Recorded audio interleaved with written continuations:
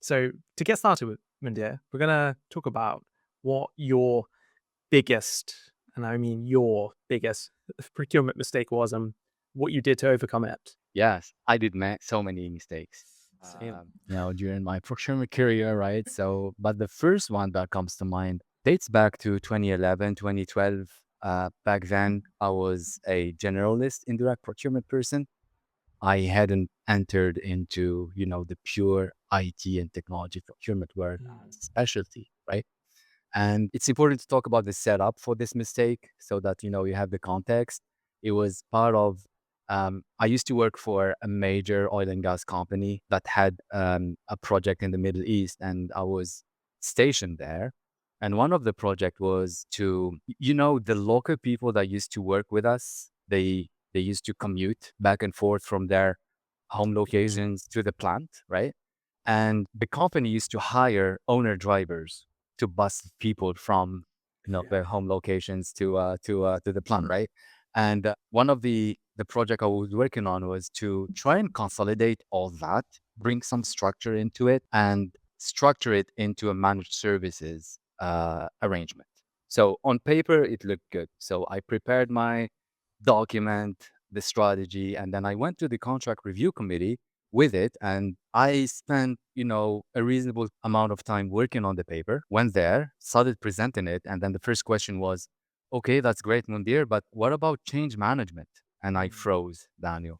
Like, and then, I literally froze until the CPO, who was part of the committee, said, okay, let us take a step back and then we'll get back to you. We'll rework this. But the big lesson learned is that I spent so much time working to make the paper look pretty without, or to the detriment, I would say, to spending Mm. quality time with the stakeholders to really understand the impact of this proposed change and then put a change management plan in place to make the transition as smooth as possible. So biggest mistake, don't make the paper pretty. It's okay to make it pretty, but then not to the detriment of quality conversation with your stakeholders. I know procurement 101, but that's something that I still remember, and Yeah. it still inspires me now to try and make sure that we translate the problematic into a pragmatic procurement strategy. Yeah, that's a really good one actually. And yeah, I can almost recall my early days in procurement. Everything felt so just siloed, right? It's like, oh, getting a pretty RFP document together or anything, just spending, I would say, stupid amounts of time doing work that was actually to the detriment of building really cool relationships with people in your business who are actually going to move the needle on these various projects that you're supporting them on. So, yeah, I like that point. I like the lesson there to focus more on quality overall, not just on one tiny little part that turned out to be, for your lesson anyway, rather insignificant for the first question, right? Which is, yeah, a good reality check there. I think we've all had those in our career. And if we haven't, it probably means we're still working in that silo and we haven't ventured out of it. Man, yeah, I like that one. So we'll move on to the next question. Can you describe a procurement decision that didn't go as planned and what you learned from it? Again, so many bad decisions. And sometimes I need to start with this, right? Decisions are as good as the facts and the data and the information that you had back then when you Yeah. are making those decisions, right? So that's why decisions need to be taken into their own context, into consideration. But now fast forward, I used to be a generalist procurement person. Now I'm leading the team of technology procurement professionals, and the typical mistake is starting with technology and buying technology before fixing your people and process problems. Mm. Yeah. As the saying goes, system to chaos, you obtain systemized chaos, right? So, and this is very, very impactful for enterprise and organizations where you buy shelfware into the company because you think that technology fix it all, but you know maybe the problem is somewhere else. Maybe the problem is your process that needs to be challenged, right?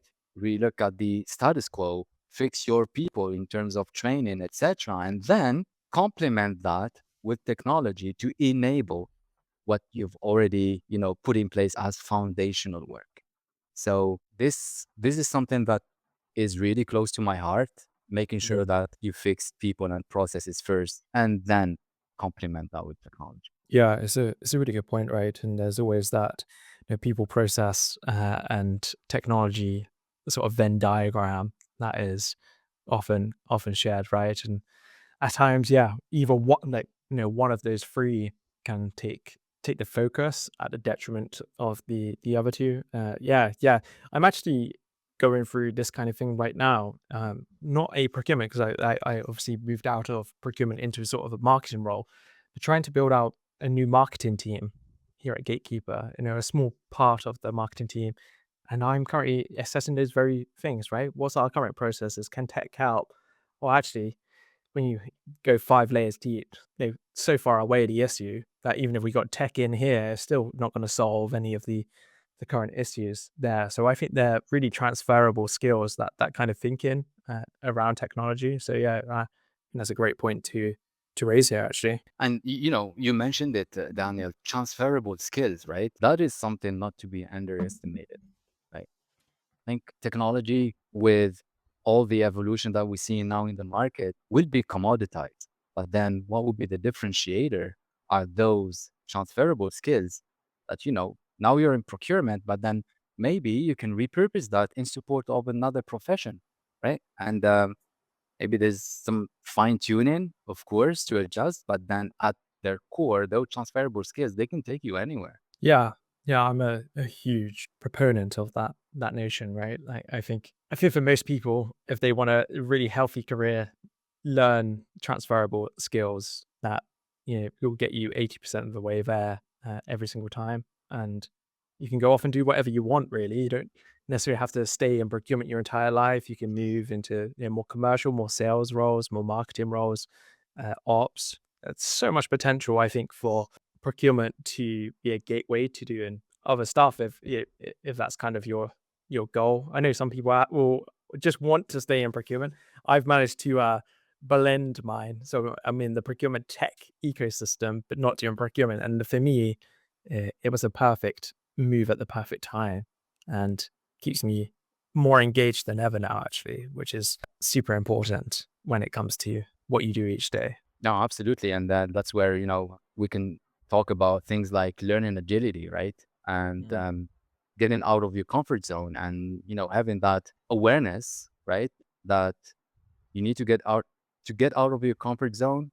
You have to admit that you have to start all the way in a new discipline, all the way from the bottom, and then work, the S curve, and then to Yeah, it's a like a good ego check, right? In many ways, definitely. the skills will get you so far, but you still got to put a lot of work in to get there. So no, I'm completely aligned on all of that, and yeah, it's yeah, it's great actually. Yeah, that's I cool. love it. Ego check as well. Like Yeah, deciding to unlearn things and relearn things so that, not thinking that you know it all and then that's it. And you're the expert and you keep going. But, question yourself. Maybe, with the dynamics today, you need to be unlearning certain things because they are maybe blocking you to adjust to today's context. yeah, it's a really good point, and yeah, I don't necessarily have a concrete view either way around unlearning. I think there's definitely something to it, and I think what we're seeing from tech is that it can cover so many gaps. So it's almost like, what do you want to focus on? What kind of skills? Whether it's more, I hate the term soft skills. I don't really focus too much on soft skills. I'm any profile assessments that I undertake will show you that my soft skill ability is probably detrimental for me to spend too much time trying to improve it. Rather, I just need to work with it. But yeah, yeah, really good points, Mandir. It's a tough one to get right. Careers are really important. Procurement, I think, in a nutshell, though, is a perfect place to either set yourself up and go do something new, or stay in it. And I think the points you've kind of raised of going from sort of a generalist to a bit more of a niche there. Take those transferable skills with you. But I mean, you're probably taking all of that skill with you. But yeah, then deploy it in a bit more of a niched area it is a really sensible approach as well. Awesome. Cool. I'm going to move on to this final question for this little segment before we move on to the artificial intelligence piece, because I'm kind of excited to do that, Monday, by the way, because you are going to be the first person that those questions have gone to. But No pressure. yeah, no pressure whatsoever. But in your opinion, what's the most common mistake that you see procurement professionals making today? And do you have any strategies that people who are listening who may be like, oh, that's me, that's my mistake, how they can get better or stop making that mistake so much? Yeah, actually, I'm gonna share a personal experience, right? And I think most people, procurement people out there listening to this podcast, will relate to it. And it's a classic situation where we tend to always, or brace for bypasses by the business Yeah. instead of embracing that and then questioning ourselves. Okay, what can we do about it? Yeah, absolutely. So we tend to suffer the consequences of that shadow procurement by the business and then, escalating. Yeah, go to your leadership. That person is not following the process, etc. But then let's take a step back and understand why the business is sometimes thinking out of the box. Maybe the box needs to be re-challenged. We need to rethink it to infuse agility into the box so that people can embrace it. People can come to you, right? I'll give you the example of self-serve frameworks. If people are for low value, low risk procurement engagements, going directly to suppliers and sometimes even you being involved, maybe you need to re-engineer that process for low value, low risk transactions so that you put in place, you negotiate once and for all a framework agreement with pro forma statement of work, pre-negotiated rates, and then you hand over that to the business for execution. Boom. You don't have to manage it anymore. It's controlled, it's auditable, right? People are happy. You are Yeah. augmenting the customer experience. Sometimes, Daniel, you can only help with something as small as an NDA, but the impact of that is so great, makes people happy, makes people, wanted to collaborate more with procurement. And then you become that ambassador and you will be, representing the profession within your organization. So I think that's one of the biggest mistakes that we tend to make, keeping, complaining about the bypass instead of embracing that and then doing something about it. Yeah, it's something I've seen countless times, right?